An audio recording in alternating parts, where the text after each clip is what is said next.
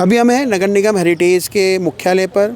हम जहां पर खड़े हैं वहां पर नगर निगम की आयुक्त, जो खुद एक स्वयं आईएएस अधिकारी है, प्लस जयपुर की महापौर यानी हेरिटेज की महापौर भी विराजमान है, और वो तमाम नगर निगम के अधिकारी यहाँ विराजमान होते हैं। और ठीक इससे आगे एक सफाई कर्मचारियों का ऑफिस है और यहाँ तमाम अधिकारी बैठते हैं। इन तमाम बिल्डिंगों में नगर निगम जयपुर शहर के हेरिटेज का लुक बनाया जाता है और कैसे उसकी देखभाल की जाए, उसका भी रखरखाव कैसे किया जाए, उसके बारे में मीटिंग होती है और कैसे प्लान तैयार होते हैं उसके बारे में मीटिंग की जाती है।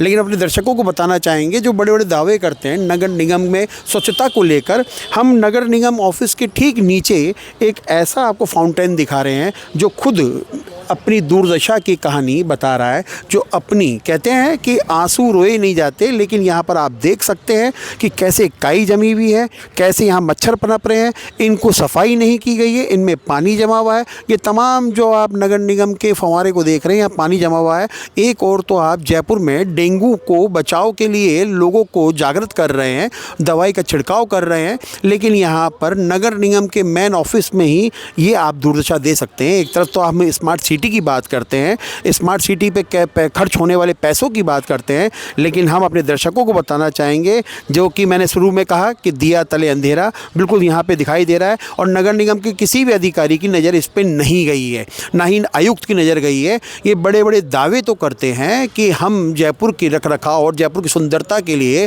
काम कर रहे हैं, लेकिन आप हमारे कैमरे के माध्यम से देख सकते हैं कि ये नगर निगम के मेन ऑफिस के नीचे जिस प्रकार से यहाँ मच्छर पनप रहे हैं और गंदगी का आलम है, तो जयपुर शहर की क्या स्थिति होगी, क्योंकि जयपुर शहर में जगह जगह कचरों का ढेर है। और अपने दर्शकों को बता दें कि ठीक आज से 8 दिन के बाद में दीपावली है, और इन दीपावली के अंदर में लोगों के घर से कचरा निकलता है। उन कचरों की खपत साल के मुकाबले ज़्यादा होती है, फिर भी नगर निगम इस कचरों के माध्यम से या इन कचरों को उठाने के माध्यम से तमाम बड़े बड़े दावे करता है। बड़े बड़े हुपर की खरीदारी हुई है, बड़ी बड़ी कंपनियों को ठेका दिया गया है, लेकिन समस्या जस की तस है। लेकिन फिर हम अपने दर्शकों को बता दें, जहां पर नगर निगम हेरिटेज का ऑफिस है, वहीं पर ये बदहाली की किस्मत के आंसू रो रहा है। ये देखने के बाद भी शायद अगर जयपुर की महापौर या आयुक्त इसको देखे, इसे साफ करवाए, तो शायद हमें लगेगा कि या तो पट्टी गंधावरी के लगी हुई थी जो महाभारत में दुर्योधन की माँ थी, या नगर निगम के तमाम अधिकारियों के पट्टी बंधी हुई है जो इनको दिखाई नहीं देता। Manoj Sharma, news watch India, Jaipur. अभी हमें है जयपुर के नगर निगम हेरिटेज में, और नगर निगम हेरिटेज के अंदर में पहली बार एक ऐसी टेक्नोलॉजी का सहारा लिया जा रहा है जो नगर निगम हेरिटेज ने लागू की है। नगर निगम हेरिटेज की आयुक्त निधि पटेल ने पहली बार जयपुर की हेरिटेज की बात की जाए तो एक ड्रोन व्यवस्था शुरू की है। ये ड्रोन व्यवस्था जो है जयपुर के अंदर में जहाँ जहाँ कचरों के ढेर लगे हैं उन्हें उसे देखेगा ड्रोन, और प्लस जहाँ पर अवैध निर्माण हो रहे हैं उनकी भी मॉनिटरिंग करेगा, क्योंकि इस ड्रोन के अंदर तकरीबन 1 घंटे की रिकॉर्डिंग का सिस्टम लगाया गया है। वो यहाँ पे आके लोकेशन ट्रैक करेगा और यहाँ पे डाटा सेंटर पे आके उसकी लोकेशन ट्रेस करके उन कचरा जहाँ पर जमा है और जहाँ पर अवैध निर्माण हो रहे हैं उस पर वो कार्रवाई करेगा।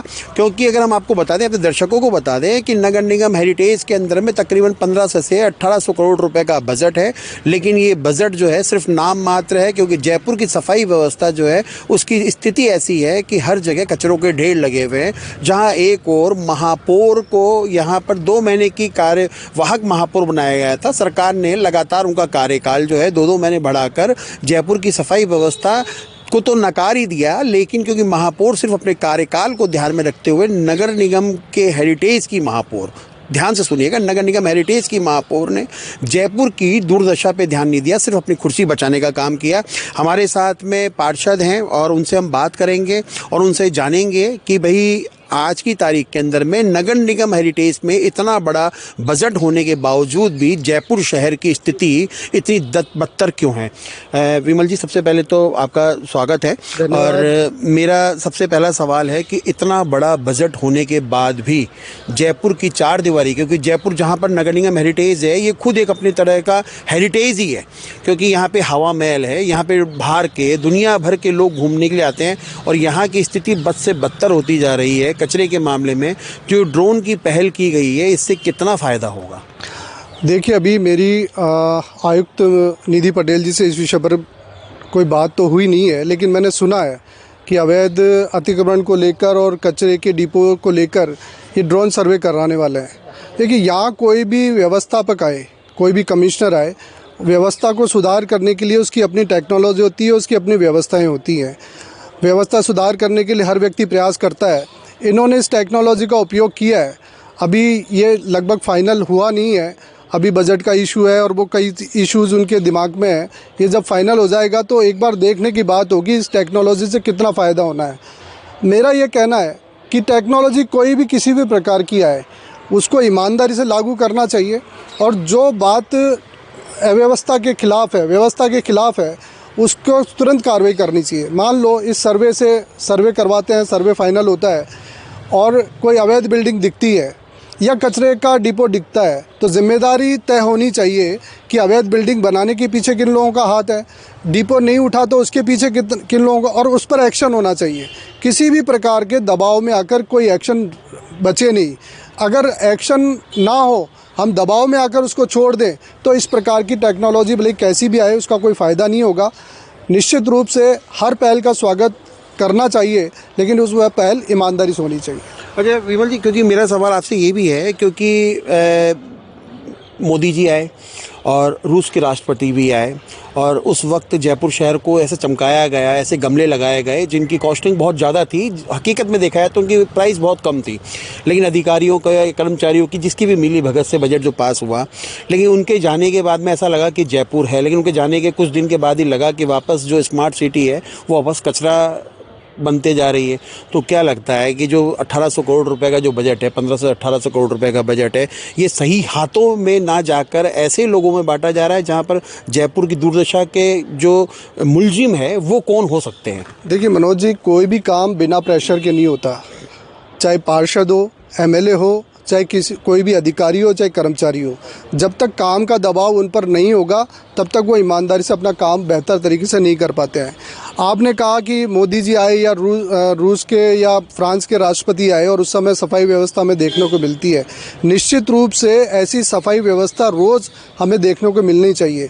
अब उस समय प्रेशर पड़ता है तो सारे लोग दिन रात काम करते हैं, जबकि ये काम रेगुलर होना चाहिए। मैं मेरे वार्ड की बात करता हूँ, मेरे वार्ड में आप आकर देखिए, निश्चित रूप से हम सफाई के लिए एक हमने मैकेनिज़्म बना रखा है, उस मैकेनिज़्म पर काम करते हैं। आज हमारे वहाँ पर मिट्टी भी नहीं दिखती है। रोज़ डिपो पर जो कचरा कोई लोग डालते हैं उसको हम उठवा देते हैं। तो एक कहीं ना कहीं मैकेनिज़्म होगा। मेरा दबाव कर्मचारियों पर रहता है तो वो काम करते हैं, कर्मचारियों का मेरे पर दबाव पब्लिक का रहता है तो मैं काम करता हूँ। तो बिना दबाव के कोई काम हो नहीं सकता और ईमानदारी से काम निश्चित रूप से होगा तो ये रोज़ व्यवस्थाएं हमें देखने को मिलेगी। क्योंकि अगर हमने अभी ड्रोन की बात की, क्योंकि हाई कोर्ट के आदेश हैं कि हेरिटेज के लुक को बिल्कुल ही बर्बाद ना किया जाए, और जो परमिशन मिलती है बिल्डिंग बनाने की तो रियाज क्षेत्र की मिलती है कि केवल उसके ऊपर में आप एक हल्का सा लेप लगा के बिल्डिंग को मजबूत कर सकते हैं। और चार दीवारी में ऐसे बहुत सारे जर्जर मकान भी गिरे बरसात के टाइम पे। तो क्या लगता है कि हाई कोर्ट के आदेश की अवहेलना की जा रही है, लेकिन साथ में अधिकारियों की मिली भगत से जो मकान जर्जर स्थिति में उसे बिल्कुल बना के कॉम्प्लेक्स का रूप दिया जा रहा है। सिटी के अंदर चारों तरफ कॉम्प्लेक्स बने हुए हैं। मनोज जी, बहुत बड़ा दुर्भाग्य है हमारे जयपुर शहर का। जिस प्रकार से जयपुर शहर का हेरिटेज लुक बिगड़ा है, उसमें जितने भी आज तक के प्रशासनिक अधिकारी रहे हैं, कोई भी जनप्रतिनिधि रहे हैं, वो इसके लिए निश्चित रूप से जिम्मेदार है। क्योंकि कोई बिल्डिंग रातों रात खड़ी नहीं होती है, उसको बिल्डिंग को बनने में कम से कम 1 साल का समय लगता है।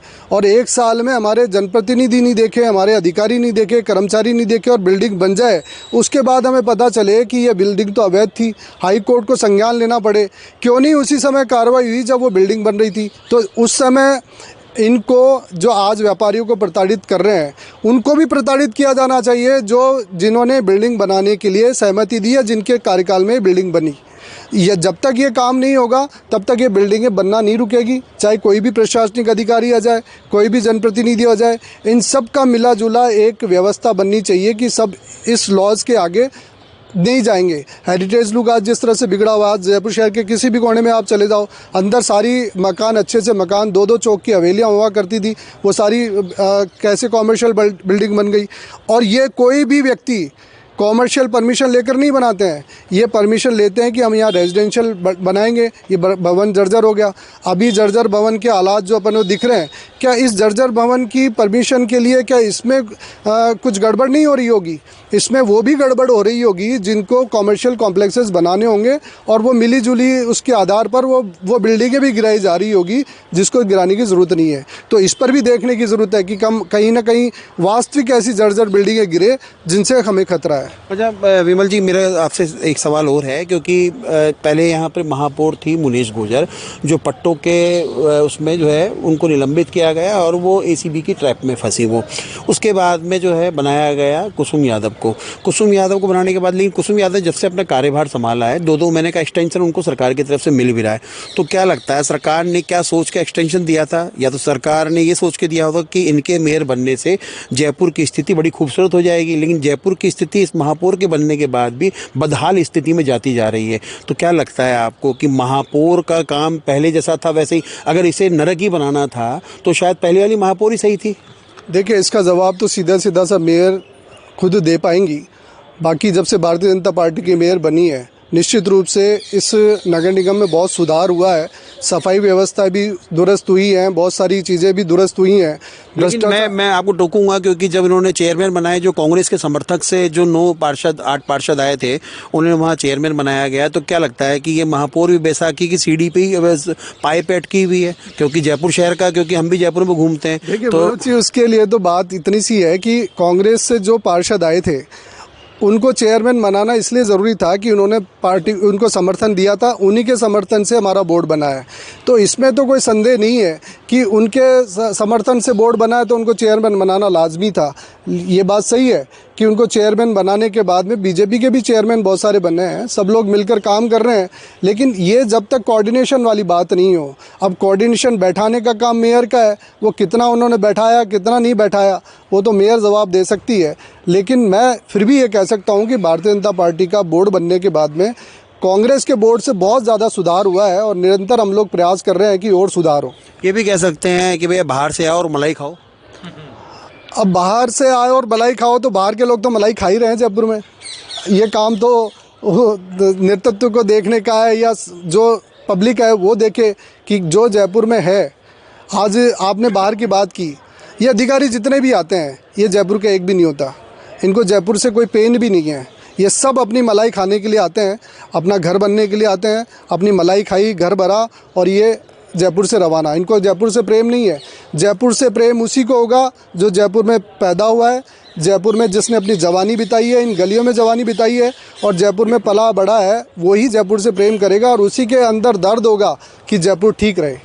ये कह सकते हैं कि 1800 करोड़ का बजट होने के बावजूद भी आज नगर निगम हेरिटेज जो है नरक निगम जो है बिल्कुल साबित हो रहा है, और ये 1800 करोड़ जा कहाँ रहे हैं ये किसी को नहीं पता। निश्चित रूप से बहुत बड़ा बजट है और आप सही कह रहे हैं, जितना बड़ा बजट है उस बजट में कायाकल्प हो सकती है, लेकिन इतने बजट होने के बावजूद भी आज जयपुर की जो स्थिति हमें देखने को मिलती है वो सहनीय नहीं है, वो संतुष्टि वाली नहीं है। इस पर निश्चित रूप से काम होना चाहिए, मिलजुल कर काम होना चाहिए और जहाँ लोचा है उस लोचे को समाप्त किया जाना चाहिए। तो बिल्कुल देखिए, ये थे नगर निगम के हेरिटेज के पार्षद हैं विमल अग्रवाल जी, और इनका साफ तौर पे कहना है कि अगर पैसों का सही ढंग से उपयोग किया जाए तो शायद जयपुर का कायाकल्प हो सकता है। लेकिन हम अपने दर्शकों को बता दें कि दोनों निगम का बजट तकरीबन 3200 करोड़ रुपए के आसपास का है, और एक तरह से देखा जाए तो एक छोटे शहर का 3200 करोड़ का बजट हो तो शायद उसका कायाकल्प हो सकता है, एक नया गाँव बसा सकते हैं, एक नई दुनिया बसा सकते हैं। लेकिन दोनों नगर निगमों के बजट में इतना होने के बावजूद भी ये स्वच्छता अभियान में कभी नंबर 1 नहीं आया, और सफाई के मामले में तो बिल्कुल हम अपने दर्शकों को पहले ही बता चुके हैं कि ये नगर निगम नहीं नरक निगम है, क्योंकि यहाँ पे आप चाहे कितनी ही टेक्नोलॉजी का इस्तेमाल कर लें, लेकिन इसके लिए आम जनता भी जिम्मेदार है कि जब तक आम जनता जागरूक नहीं होगी तब तक आप अपने शहर को स्वच्छ नहीं बना सकते। अधिकारी चाहे कितने भी आए कितने भी जाएं, लेकिन पैसों का सदुपयोग होना चाहिए। लेकिन यहाँ पर दुरुपयोग के अलावा, अपनी जेबें भरने के अलावा कोई बड़ा काम नहीं हो रहा। Manoj Sharma, news watch India, Jaipur.